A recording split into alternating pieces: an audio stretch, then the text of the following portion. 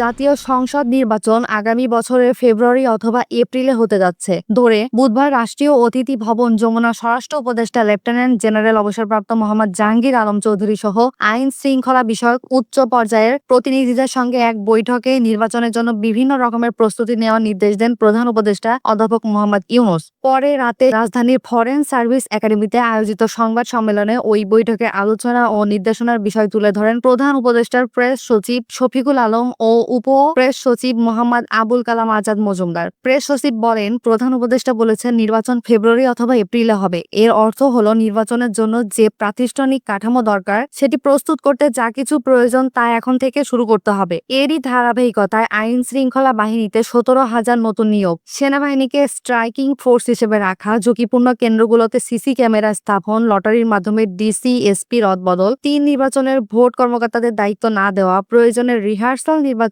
আয়োজন করা যেতে পারে বলে তিনি সাংবাদিকদের জানান।